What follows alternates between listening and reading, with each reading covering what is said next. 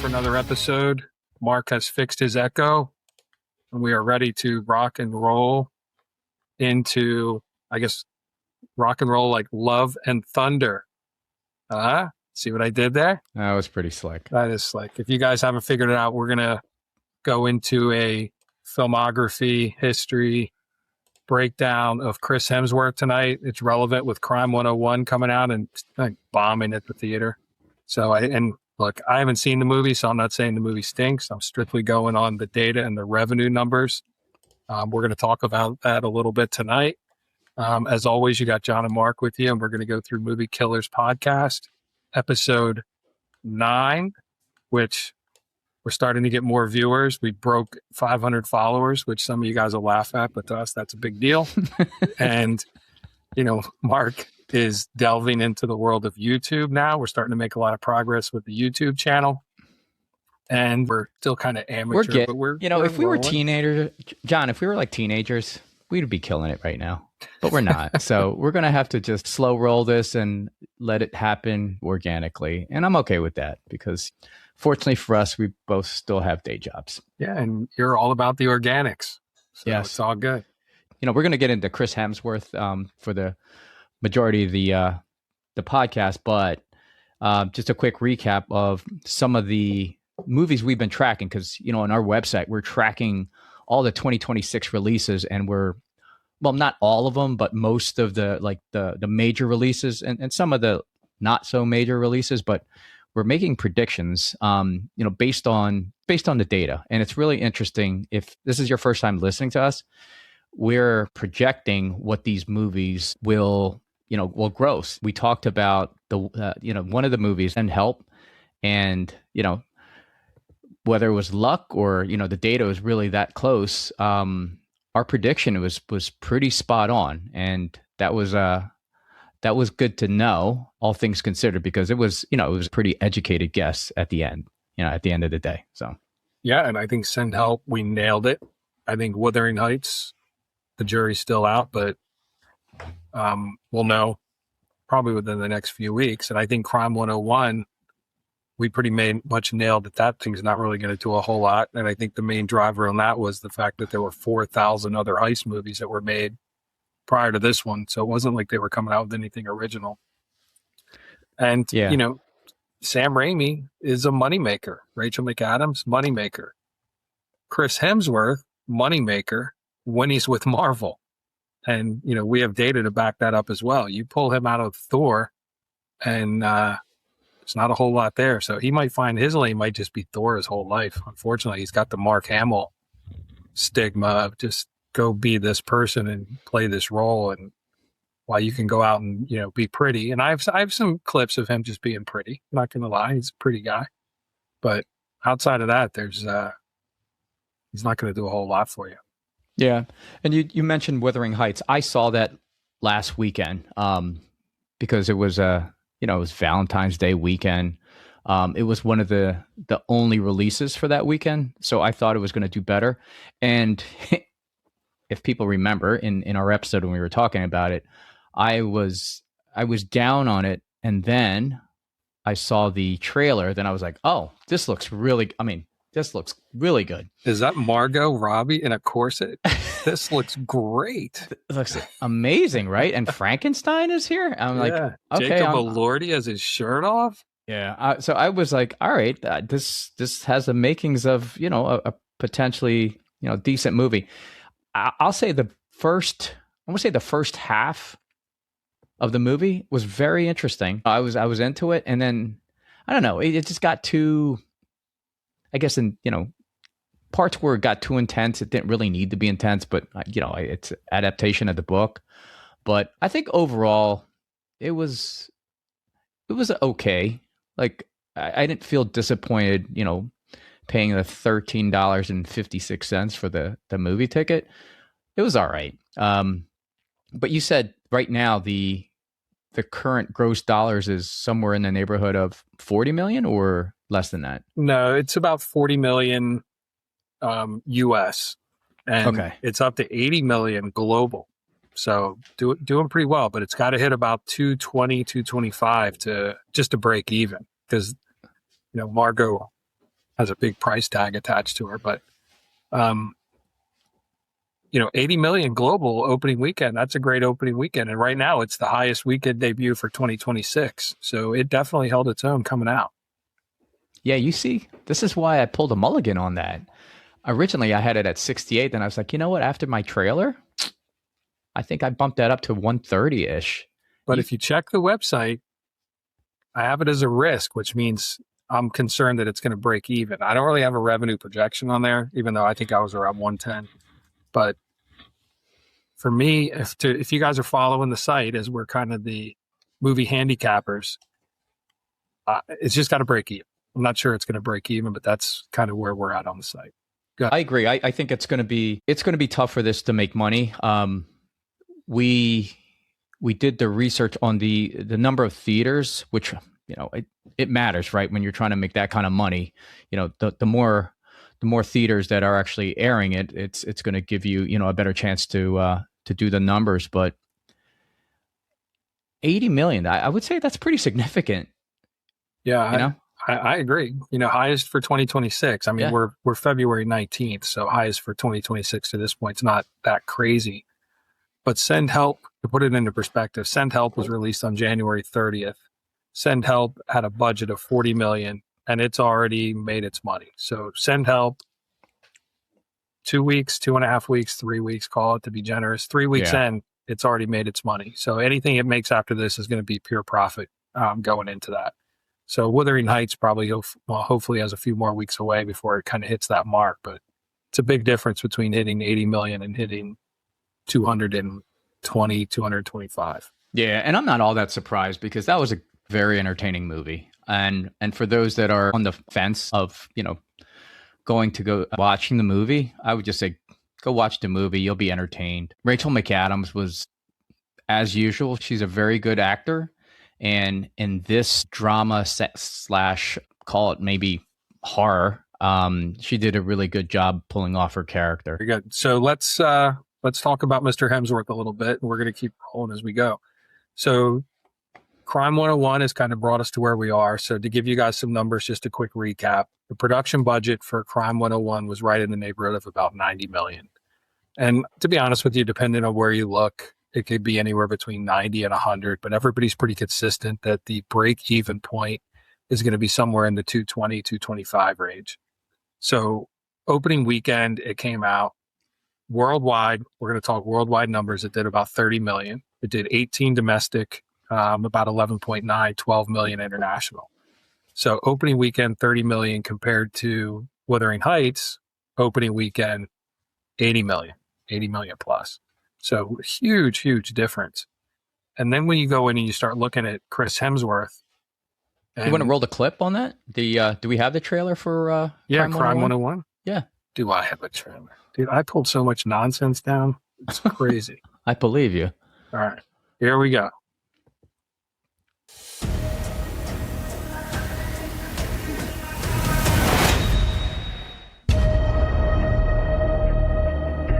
Take a deep breath in and exhale. What do you see? What do you feel? Feel this moment. I wouldn't die for an insurance company. Get in, but there's water in the trunk. Could have been certain, could have been a G. Right to police. He hits jewels, cash, and high-value items. He knows exactly what they're transporting when. There's no DNA. He's in and out in seconds. Your guy's untraceable. I need that. I came here to make you a business proposition. Worked at the same company for 11 years. You're a VP when you should be a partner. I'm sorry. All I'm thinking is you throw a tarp over the car and nobody's going to see it. I make them disappear. Start by handing me your phone. So you're a thief. Guys you work for, do you think they're squeaky clean? I need to start considering myself and maybe my clients. Don't threaten me. Life's too short to drive boring cars, right? If you see her with me, she's taken. What's the security setup? There's a courier carrying watches and gems, looking at $11 million in one room, of which I want 3. Let him rob the courier, and then you'll rob him.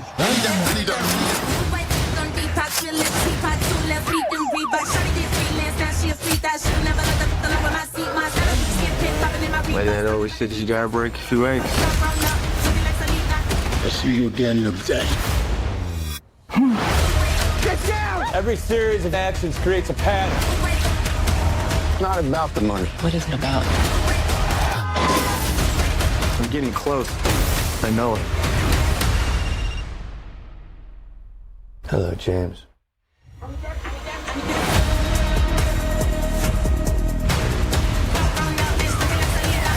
I need that.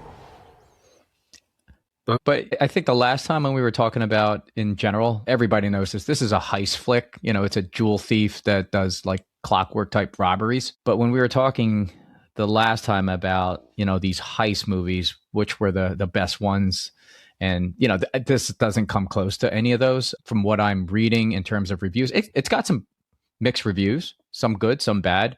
I know personally a few folks that have watched it and they said, it was all right. But these are the same guys that, like you and I, when we think heist movies, you know, the best ones that, in our opinion, were, you know, the Ocean's 11, Heat. What else did we mentioned that were up there? Reservoir Dogs. Why do you always leave that? Dogs. I don't know, because it didn't feel like a heist flick, because it was after the heist, right? There was no momentum built up. It was like, hey, we end up in it looked like a meat locker or a warehouse, and then they just played a bunch of scenes. I'm going to pull that clip for our next episode. Michael Madsen dancing around. Cut off my ear. You cut off my ear. We're going to play that just for everybody. If you haven't seen Reservoir Dogs, put it on the list. Go watch it. Definitely a good movie. It just was not, it didn't feel like a heist flick to me. That's why I liked it, because it was original. It was different. But I, to your point, I loved Heat. I loved Ocean's 11. So, yeah, I would put Italian Job. You're hating on the Italian Job because they have Mini Coopers. I love Mark Wahlberg. I love Charlize Theron. Yeah. I forget who else was in it, but I love the Minis. That's the only scene everybody talks about. Hey, remember that with the Minis when they drove the Minis? That was original. That was super original. Best part of, that was the, like the climactic scene, right? When they're trying to pull this off. I thought that was just super cool how they, are driving through this, I guess, that gauntlet with the little Minis. So let me show you my favorite Chris Hemsworth scene. I'm going to play one more clip. We usually don't play clips this fast or this close together, but I was watching this earlier and I was like, I'm going to definitely show this. So keep your opinions to yourselves, unless you want to put them in the comments, and then I'm happy to comment on it. But this is the scene. Boots, why don't you find something to listen to in that there jukebox? It's too quiet in here, don't you think? Huh? Gives me the willies. For some reason, this is the stupidest scene of any movie. I love this stupid thing. The guy's like, what song is that? I think it's Deep Purple. Just watch.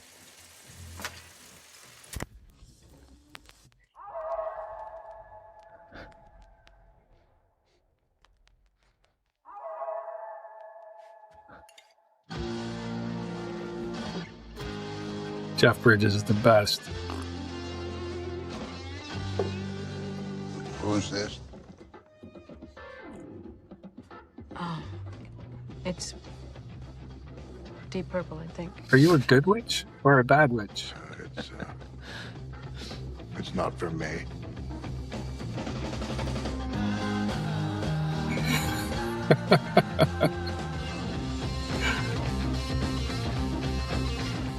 He reminds me of Val Kilmer in The Doors.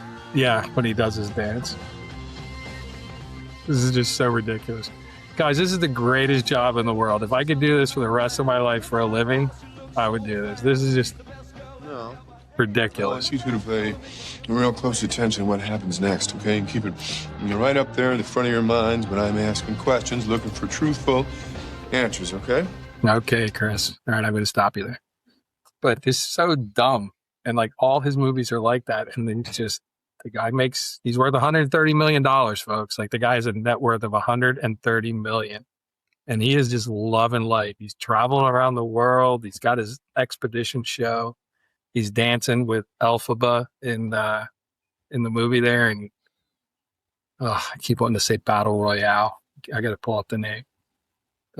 You know what's funny though, with all the press and promotion that's happening, this is a reunion for these guys. You know, Mark Ruffalo and Hemsworth. You know, you got Thor and Hulk in the same movie and just civilian clothes. You know, people forget about that, but that was like the first thing that came to mind when I saw the trailer. I was like, oh, well, that's nice. You know, Halle Berry, Storm. It's a whole Marvel universe going on in that movie. That is right. Yes. Yeah. See that? Yeah. People so let me forget throw about something these out things. there. I want to look at this real quick. So the woman who was, when originally we started talking a lot about casting directors and we got away from that a little bit. So we're going to take that back. But the casting director for all the Marvel movies was a woman named Sarah Haley Finn.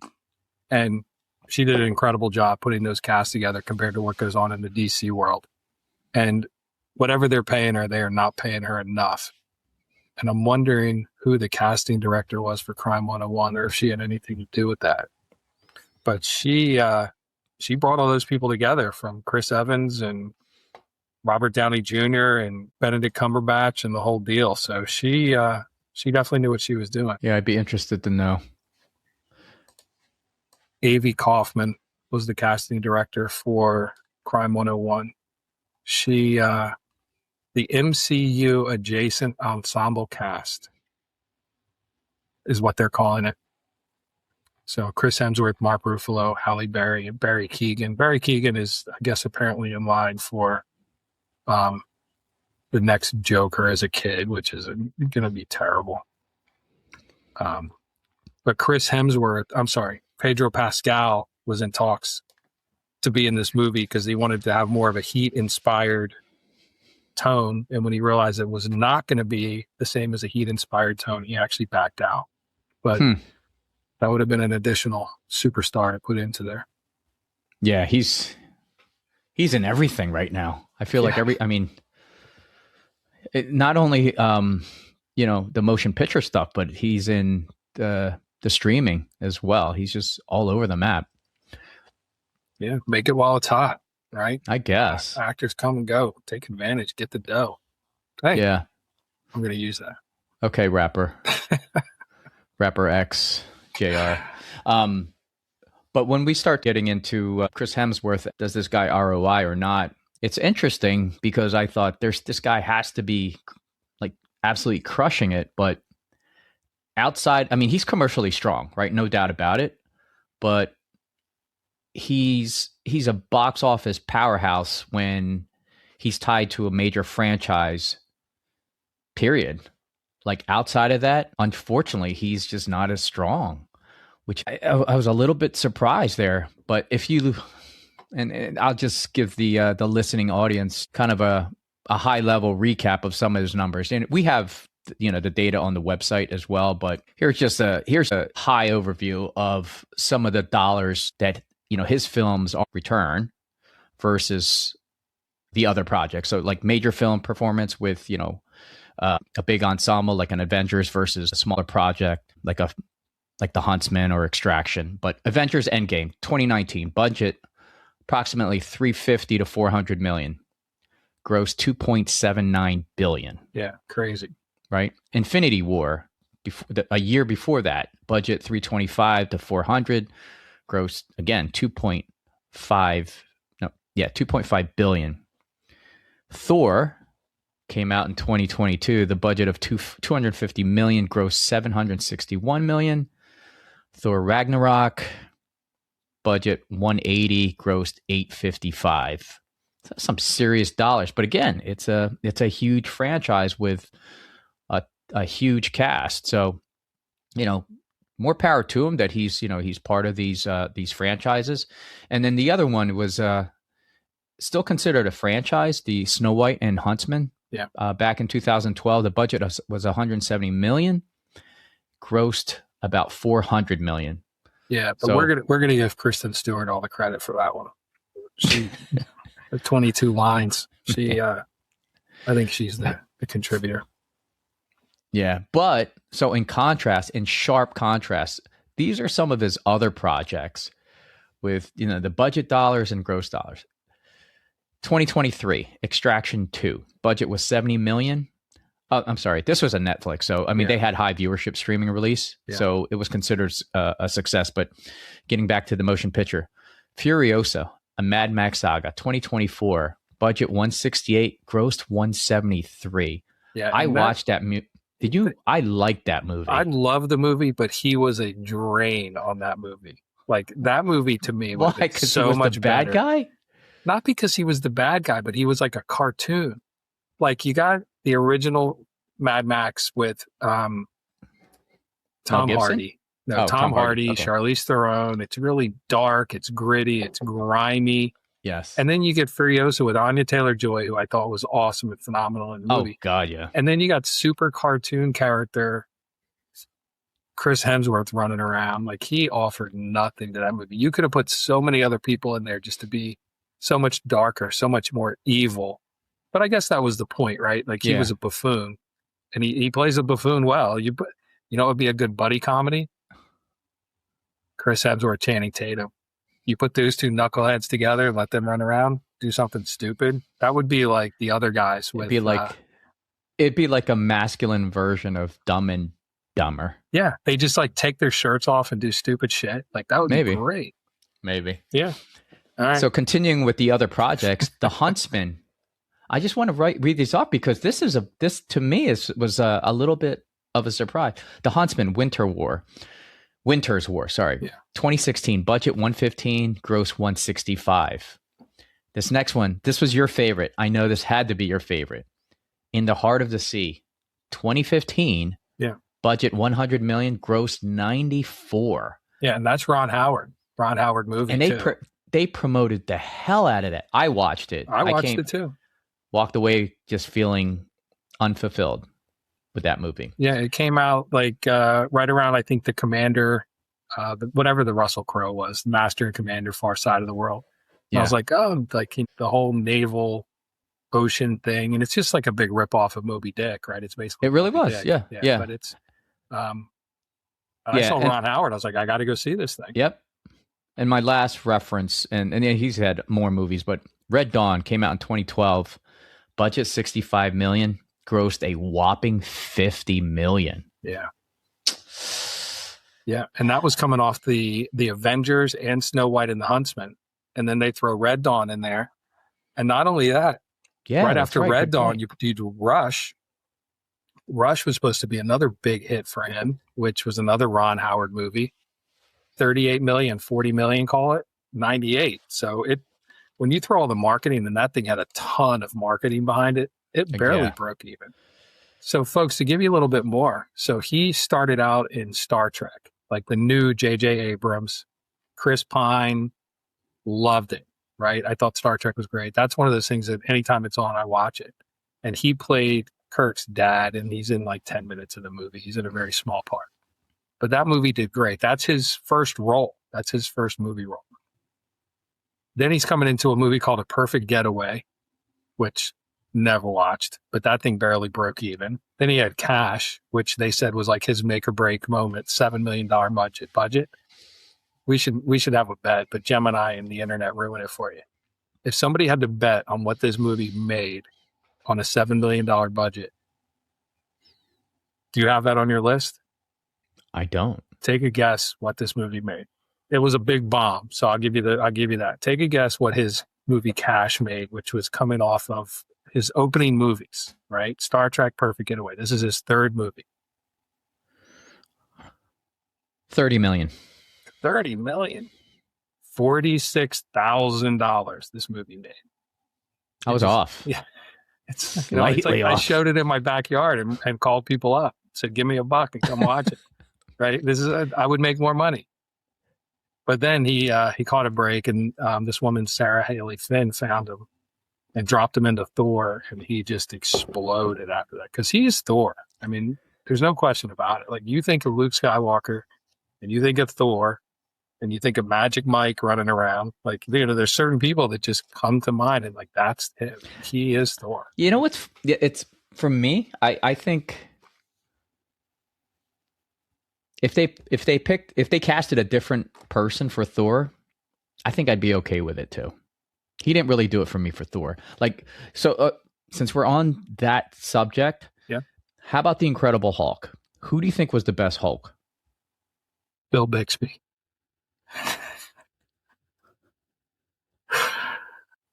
Do you have any idea who I'm even talking about? You're talking about like back in like 1978, that guy? Yeah, Bill Bixby, Lou Ferrigno. Lou ripped his Ferrigno. pants. Yes. No, I like Mark Ruffalo. I think the last couple of Hulk movies where he's like a mixed character or whatever he's got going on, I think Marvel blew that up, but I don't think that's his fault. But I also loved Ed Norton I liked Ed Norton as the Doctor, but not as the Hulk. Yeah, okay, well that's weird. Yeah.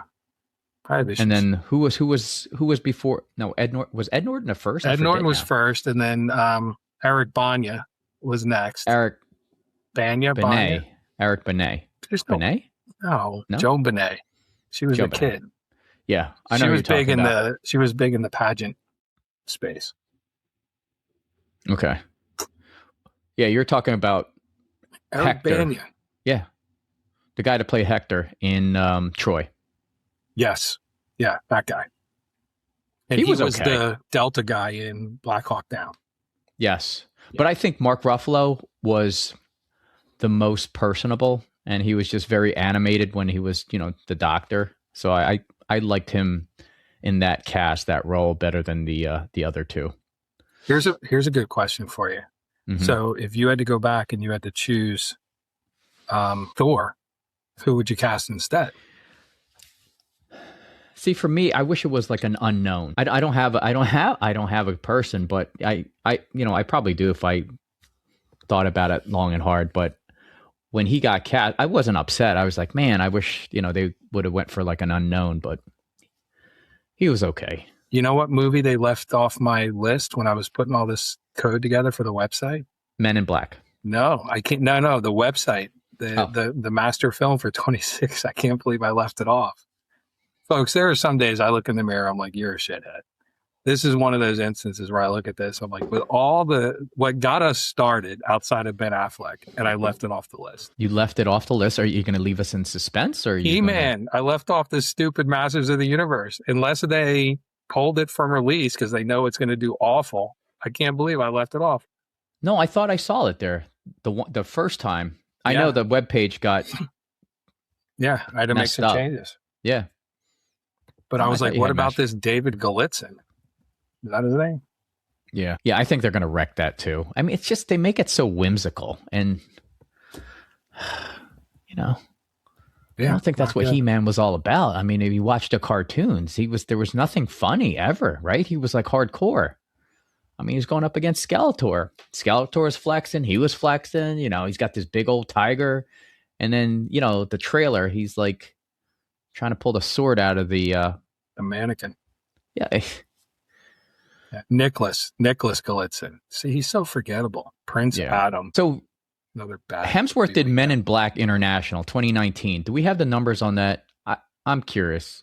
I don't think it did well, but that's just my guess. 2019 Men in Black International, 110 million budget, did 250, so broke even. Okay. Yeah. F. Gary Gray was the director. Francine Maisler was the casting director. Guys, if you've listened to the other episodes, I'm very tainted towards casting directors. I think casting directors are one of those roles that make or break movies. And to be honest, with the Marvel movies, this woman, Sarah Haley Finn, she gets a lot of credit for the success of Marvel and those movies with her casting. And I should really do a comparison one day of her casting versus DC casting and make it a Marvel versus DC episode. I think that would be good. Yeah, no, I think you bring up a very valid point. The casting, all that, right? Casting director, screenplay, the actual director. To me, it's the director. Like, if I'm not familiar with the director's work, or he's done some shoddy work, I usually just pass. Yeah, I'm right with you. But there's certain directors, like you see J.J. Abrams, you're in. Right? Like, you're Christopher Nolan, you're in. You're going to go see all it. day. Right. Yeah. And this is why, if you guys listen to the last episode where I make fun of these other podcasts that are out there when they talk about the imagery and the feelings and the emotion and all this kind of stuff, we can predict movies before they're released based on the track records of the actors, the directors, the casting.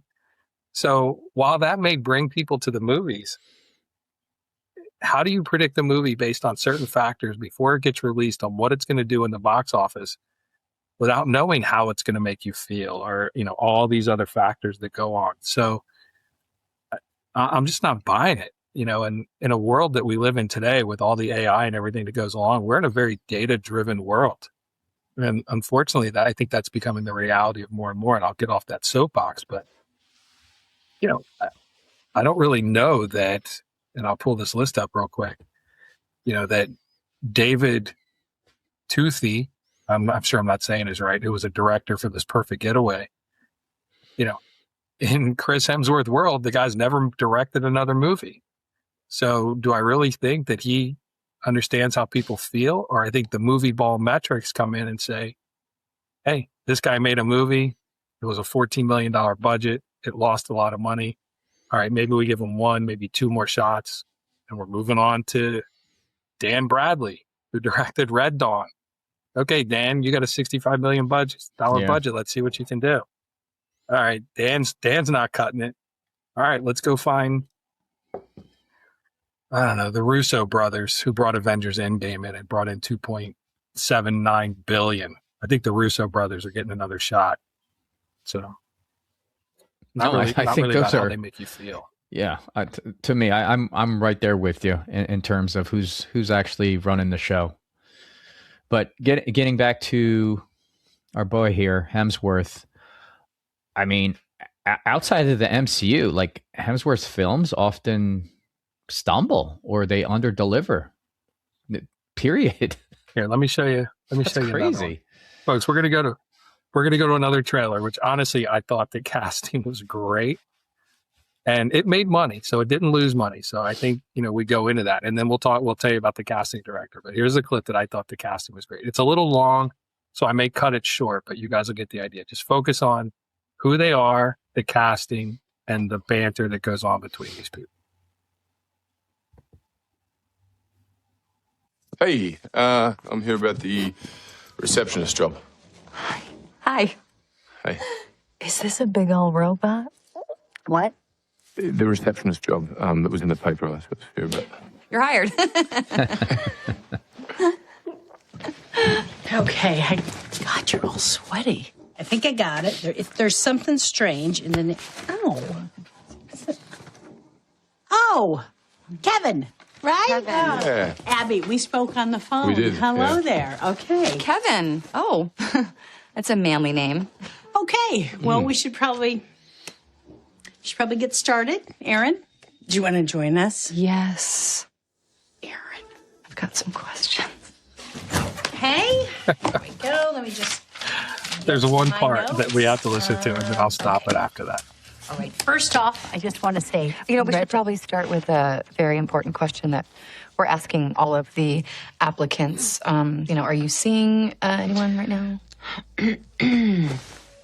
Seeing anyone? Yeah, just for business purposes. Business purposes only.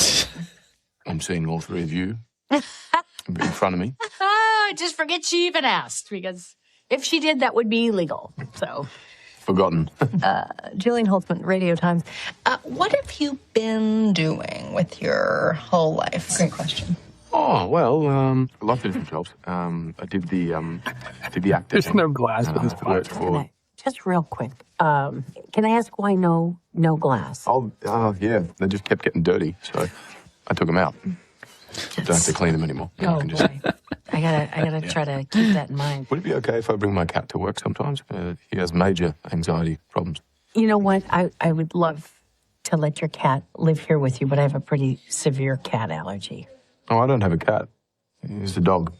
His name is Mike Hat. Your dog's name is Mike Hat? Mike Hat. Your dog's name is Mike, last name Hat. Well, his full name is Michael Hat. I can't say that I'm allergic to dogs, so... Yeah, that's right. He lives with my mum. No, it's so dumb, right? But that's stay in your lane. Like, I love that. He's just the good-looking guy that's dumb. He's playing himself, I'm sure, because I picture him as really dumb in real life. And he's sitting there, just the witty manner and the casting is absolutely spot on. So if you guys go back and you remember the different episodes and everything when we got started, this woman, Allison Jones, who's the casting director for that, is that a requel? I don't know. That's a new word I just learned last week with Mar. When they redid Ghostbusters with that cast, Allison Jones, you moved to the top of the list. Like, you are so far up after watching those clips and watching that. And I got to admit, I watched that movie a long, long time ago. I'm going to go back and rewatch it because I have no idea what the movie title is. It's Ghostbusters. They redid Ghostbusters and they recast everybody and they basically shot the same That movie. was Ghostbusters? Yeah. That? Yes. They reshot Columbia Studios, redid Ghostbusters and recast it with Melissa McCartney and Kristen Wiig and Chris Hemsworth and the whole group, and just basically redid the movie with a new cast. And it is dumb as could be, but Chris Hemsworth. I remember watching a Ghostbusters flick not too long ago, and that's not, I mean, this was I forget the plot now, but it was a family. They inherited a house. Yeah. Paul Rudd. That's like the extension of the original Ghostbusters. They just continued as like Egon's family. Yeah, because they brought the original cast back for that. Yeah. This was like a one-off little thing that Columbia probably had a little extra money sitting there, and they're like, we got to get this thing out by the end of the year. Hey, let's just go redo Ghostbusters. They dusted the script off, recast it, and threw it out in the theater. Yeah. So I guess my only question about Hemsworth is he only bankable as Thor? I don't know, because I would have to say yes, because we talked about this a little bit. Thor: Love and Thunder is awful. The one guy, I was reading all these reviews and watching the video. The one guy said watching Love and Thunder is like sucking a fart out of somebody's butt. Like, that's how bad that thing is, right? And it made money. Like, it $250 million they put into that thing. Russell Crowe is in that running around. I mean, there's a lot of stars in there. Christian Bale is in that thing running around. $250 million, and it made $760. So it broke even and made another $250 million on top. Yeah. Unbelievable. I didn't even watch that. Was Natalie Portman in that one as well? Yeah, she is. And the whole thing is he's jealous of Natalie Portman because she's the new Thor. And he wants his hammer back. It's just ridiculous. It's so bad. Yeah. If you're going in for like your colonoscopy and you can't get out of the bathroom for like hours and hours and you're just stranded and you got nowhere to go, watch Love and Thunder. If you're not in that situation, it's a hard pass. Like, just leave it alone. Don't even go there. It's terrible. So you know how you said his net worth is roughly 150? 130. Yeah. 130, 150? Yeah. So the salary that he got for Thor, Love and Thunder, and Extraction 2 was about $20 million. But somewhere they're claiming that he earned about 165 because of the back end deals and bonuses for Thor Dark World. Now that's interesting. And if he did, more power to him, man. That's a power move to make that kind of coin, get that back end money. But so his net worth might actually be north of that 130 that, wherever that source was from. Plus, he has a couple TV shows. Like, he's got syndication going on a couple different shows as well. So you got Judge Judy money, I guess, flowing with the different syndication and stuff. But he's doing okay. Yeah, and then nothing for nothing. By all accounts, he's in real life, he's a good dude. So yeah, family man, hardworking dude, stand up guy, etc. Yeah.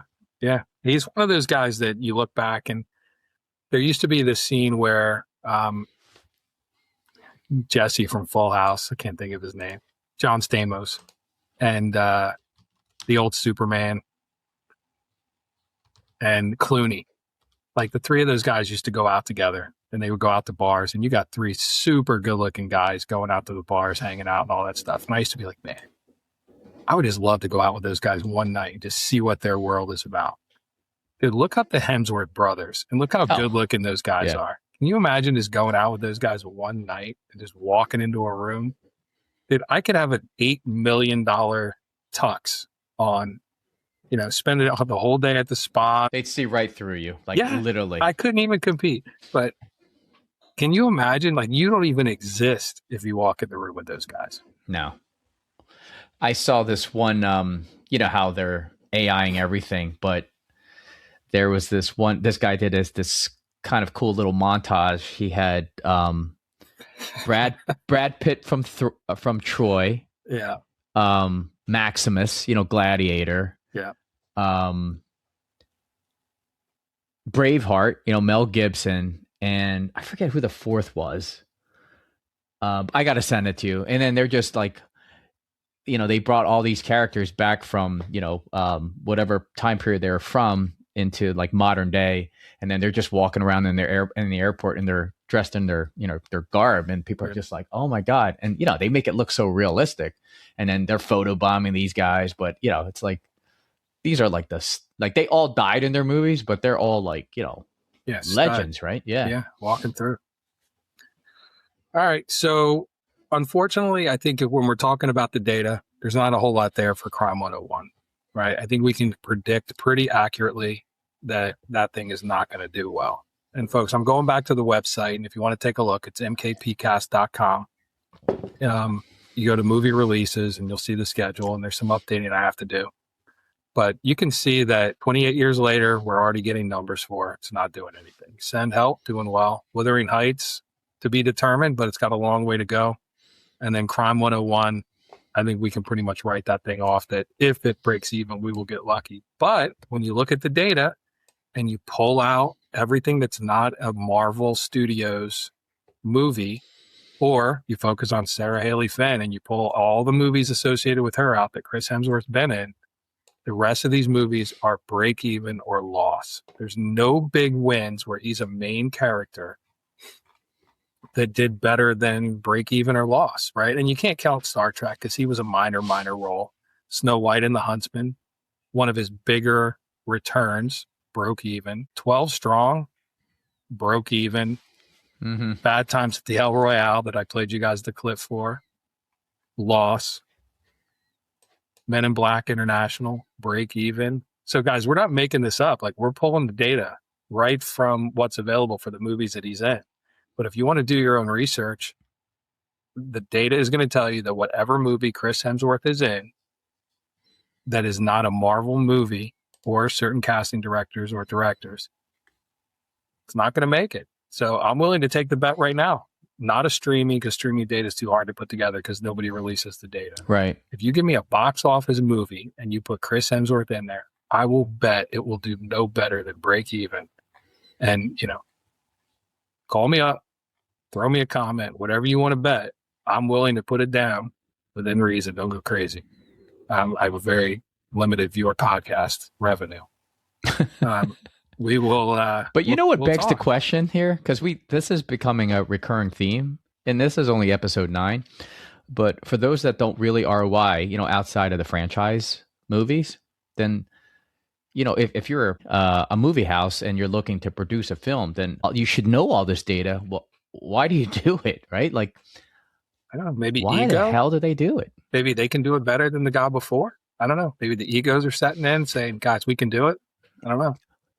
I mean, I don't know how many films he's done in total, and I'm not knocking the guy personally at all, because I'm a Hemsworth fan. That's why I was I was just like, man, that sucks because we have to talk about this. But if you see that he's done 18 films outside of Thor or Huntsman, and they've all either stumbled or barely broke even, you know, you got to ask yourself, and if you're the studio, I'm like, do we really want to spend $100 million on this feature film? They do, right? They do. Because I mean, they're still throwing big numbers at some of these.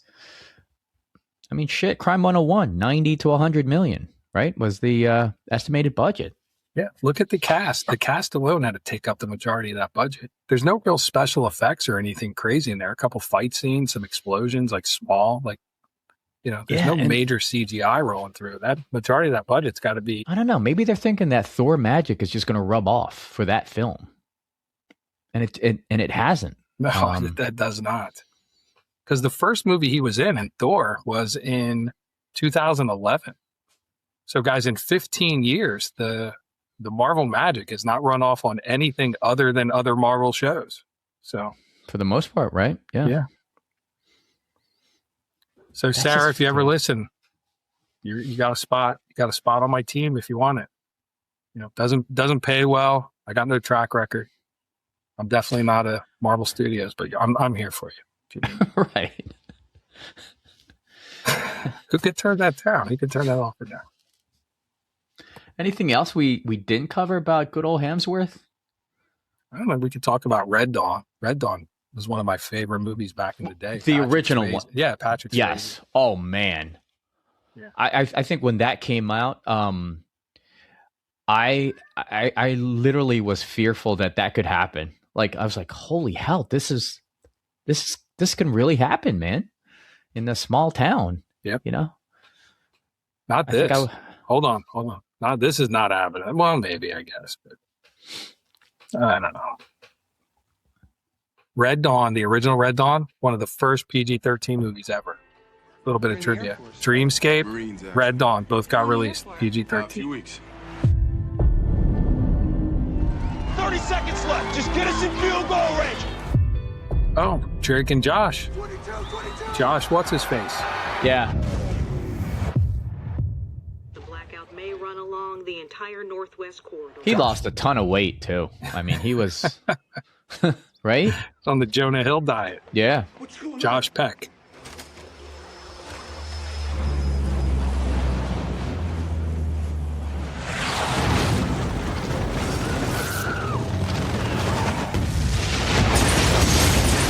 Cabin. You take care of your brother, you hear me? Now go. Why are you still can? Let's go. If you're seeing this broadcast, you are in a part of the country no longer controlled by the government of the United States. Oh, shit. Boys, I love you both, but I want you to do what I would do. Kill this piece.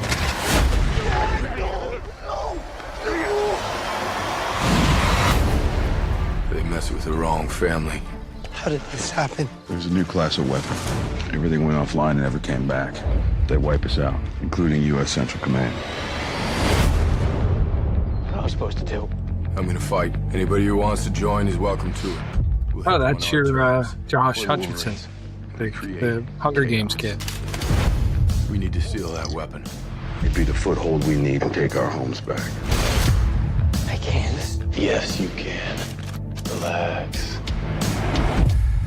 And squeeze.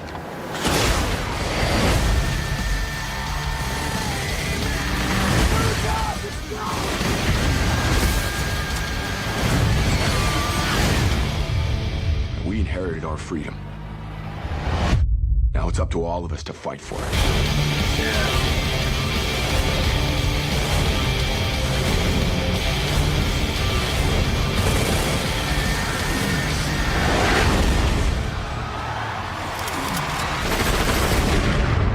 Wolverine. For them, this is just some place.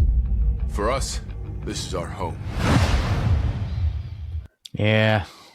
See, once you see the first one, like, that wasn't even like... The trailer on that's pretty good, though, right? I would say it was good, but if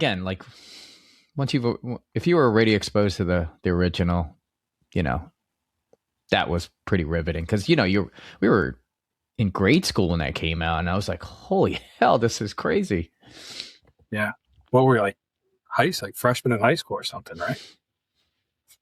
I don't know. No, not quite there, dude. I'm talking like grade school. Red Dawn release date 1980 something. 84. Yeah, I was a freshman in high school. 84. Patrick Swayze, Charlie Sheen. That's when Charlie Sheen, before he was insane. C. Thomas Howell. You want to watch a really bad C. Thomas Howell movie? Go watch Side Owl. I think I saw that. Yeah, we got to put that on the bad movie list. Bad to worth watching. Oh, who was the chick that was in the original Red Dawn? Big fan of hers. Leah Thompson? Yes. Yes. You had a poster of her on your wall. I probably did. Next to Paulina. Remember Paulina? Yeah, I remember Paulina. All right, folks. So I think we proved our point. I think Chris Hemsworth, you pull him out of Marvel, the guy that, he don't have 2 pennies to rub together outside of his $130 million in his mansion in Australia. Wow. I mean, wow. All right. Guy's worthless. You pull Marvel away from it. But we love you. Yeah, we love you, Hemsworth. Chris. You're a great dude. Yeah. And if you ever want to go out, if you ever want to go out, we're your guys. You take us out. You got no competition from us going out. We're not 100%. even. People won't even know we're there. Yeah. This was a good one. Yeah, it's funny. All right. So I guess that's a wrap, huh? So here we go. Check us out on TikTok. Check us out on Facebook. All at mkpcast.com. The He-Man bet is still up. We got a couple bets going in. So if you guys want a shirt, we're there for you, because I'm definitely winning that bet. There's no way that thing's making any dough. Instagram, we are going to work on, and Mark's putting a lot of effort into the YouTube channel. So saying YouTube and at moviekillerspodcast.com. So go check it out, see our previous episodes. And we are on all your favorite podcast channels, Spotify, Amazon Music, YouTube. I don't know. There's a whole mess up. All of the above. Yeah, We're just looking to build our channel, and we appreciate all the support and the viewership. But stay tuned. I mean, we're not going anywhere. So we'll be back this time, same time, next week. Yeah, Thursday, 8:30. A little tip for you guys. We're going to try to keep this 8:30 consistent. So if you guys just want to watch us on YouTube live, you put it on the TV and you can watch us live on your TV. So you got like a 65-inch John and Mark up on your screen. And that's scary. There's nothing better on a Thursday night than looking at this.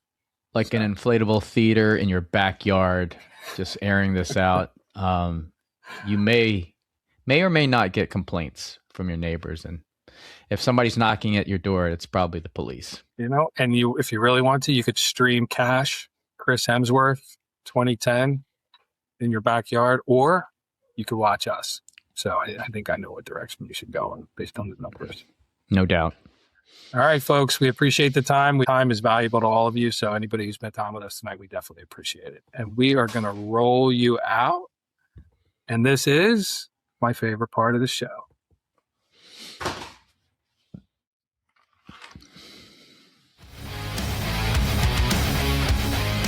Hit it, Johnny. DJ Johnny. Here we go. Have a good night, everybody.